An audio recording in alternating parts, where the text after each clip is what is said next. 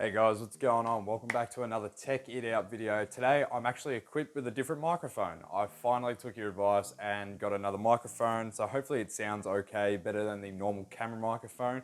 I've also got a tripod sitting, holding the phone up, so I'm getting all professional and stuff on you. But with that said guys, I am back. I'm going to explain where I've been. I'm still dealing with a kidney infection that I've had for about a week now. I've also had a really strong fever. Like uncontrollable shakes, all that fucking garbage that I physically could not get out of bed to make videos. But today I felt like I should just suck it up and get out of bed. I'm feeling a lot better and yeah, make a video. So here I am. With that said though, I do have a lot of upcoming plans. I have a lot of PC parts in my room currently, enough to build about 2-3 computers, including this one that I'm going to be building today. One of the next computers I will be building is a Ryzen system. So any of those AMD fans out there, because I've done a couple of Intel builds on the channel, so I decided, you know what, AMD prices are coming down. I'm gonna get an AMD, a Ryzen build going for someone that might want to get some AMD builds going, We'll see how we go. With that said, today we're gonna be building an Excelsior? The fucking Fuck! With that said, today we're going to be building an Xeon PC. Hopefully I didn't butcher that name. I don't know how to say it correctly. Just bear with me, okay? So overall, on all the parts that I got, I actually spent $194, and that's including shipping. So this is an under $200 1080p gaming esports system. To me, that sounds schmick. So with that said, let's get on with the specs. The specs will be up here on the screen, but I will read them off as we go. The CPU is obviously the X3440, the X3440 Xeon, and I picked that up for $15. I'm going to attempt to overclock it because it came with an Intel board, just a desktop main board, just a very basic one. They aren't very good to overclock on, but I will give it a go just to see how we go with thermals and maybe a performance gain. We will try that. No promises though. No promises it'll go well though. Next up, we've got the Deepcool Gamax air cooler. This thing is massive, it's thick, it's juicy. And I picked that up from PC Case Gear about a year ago, and it's just sat there collecting dust, and it finally had something to be useful for. I bought that for $15 when I bought it from PC Case Gear. Next up, we've got the motherboard that actually came with the CPU. I paid a total of $30 for the CPU and the motherboard, so I paid $15 for this Intel motherboard. Next up, we've got the 8GB of DDR3 G2 Patriot RAM at 1600 megahertz. I paid $28 including shipping or postage with that, and I thought that was a pretty good deal. Found that on eBay. Next up, we've got the most probably important part in my opinion is the R7 370 2GB WindForce edition. I picked this up for $70 off a seller that was selling me a bundle of good parts.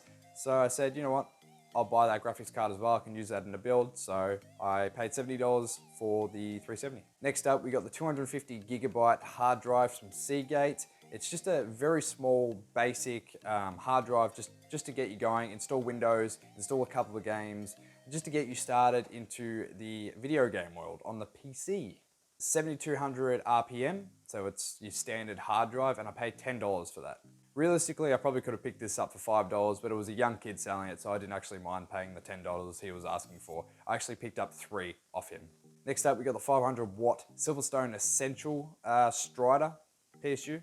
Nothing over the top. It's 80 plus bronze, so that's always good. And that actually came with the graphics card. I picked that up for $30. Next up, we got the Cougar Micro ATX case. It's a nice case, looks cool, came with a fan. I paid $10 for it. I'm gonna be adding more fans in, obviously, but that's just like if you wanna add more fans, you don't have to. So I'm not gonna actually add that to the price of the total build. I probably will add 1 or 2 more fans in just for neutral airflow. But yeah, with that said, let's get on with the build. Oh yeah, before I go, I forgot, camera's over here.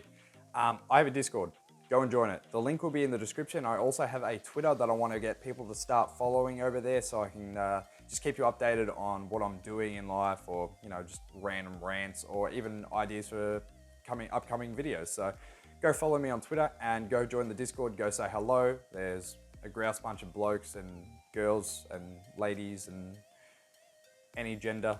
God knows, I might have some aliens from Area 51 in there, I don't know. But go say hello and go hang out with the guys and grills. Don't hate me, feminists.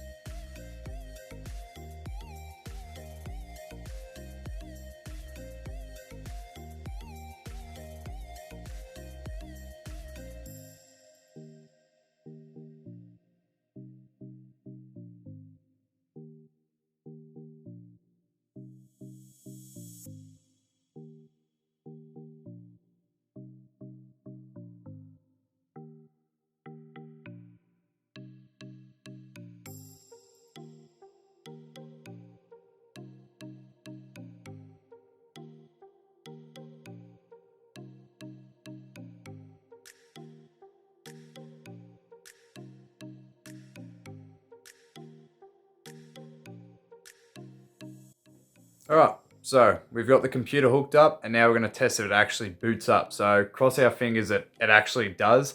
Just gotta turn on the power points. Hopefully it doesn't burn down my house. Let's see how we go. That's the internet, that's power plugs. We've got a green light on the motherboard and the power button.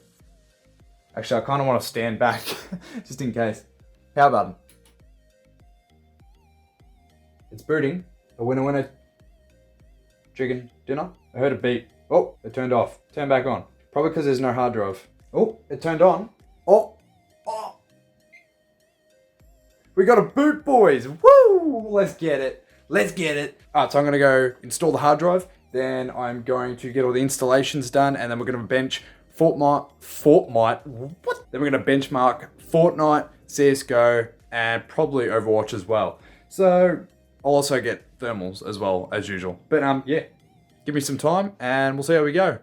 Alright guys, what's going on? Just checking in quickly because I'm doing the installations at the moment. I've got Overwatch and CSGO already installed, just waiting for Fortnite. The thing was, I tried to overclock, but I honestly don't think there's any BIOS on this motherboard at all. So there isn't a way for me to actually overclock the RAM or overclock the CPU, which is kind of a pain in the ass, but you know, I kind of just got to deal with it, really. Yeah, not much I can do. Just checking in. That's all, really. And I also had to mention that I had to change out the cooler. I had to change the stock cooler from that Deepcool cooler because it was just too big.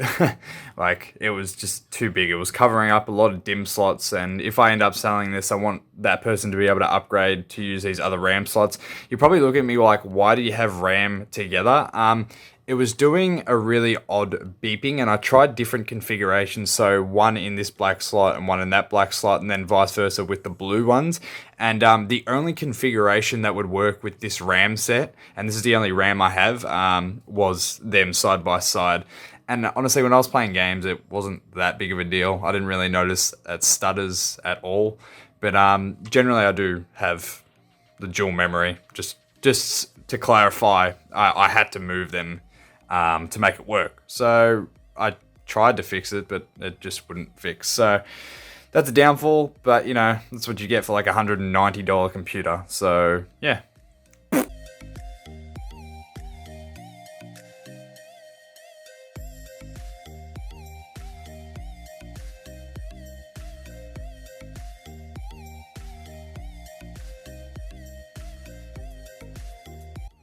Alrighty guys, welcome back. I'm just quickly showing you what the temperatures actually hit if it would like to focus. So the maximum on the CPU was 88 degrees, which is kind of fucking terrible.